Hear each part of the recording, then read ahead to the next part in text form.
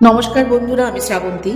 আর আজ শুধু এইটুকুনি বলবো, একটি মা কি কি শিখে নিতে পারে যা সে হয়তো আগে ছিল না। যেমন বলতে পারি, মা হওয়ার পর শিখেছি কিভাবে 1 ঘন্টার স্নান 5 মিনিটে শেষ করতে হবে। মা হওয়ার পর শিখেছি কিভাবে রাতের পর রাত না ঘুমিয়ে কাটাতে হয়। মা হওয়ার পর শিখেছি কিভাবে হাজারো কষ্ট দাঁতে দাঁত চেপে সহ্য করতে হয়।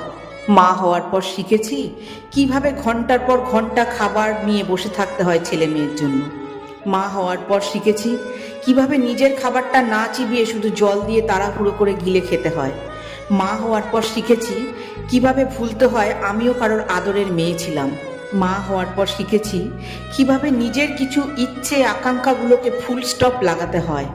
মা হওয়ার পর শিখেছি কিভাবে অহেতুক বদনামি নিয়ে নিরুপায় হয়ে বেঁচে থাকতে হয়।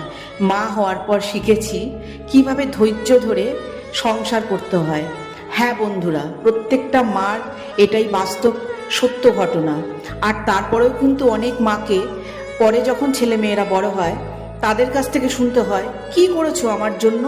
এইটুকুনি কাজ তো অনেকেই করতে পারতো। নমস্কার বন্ধুরা।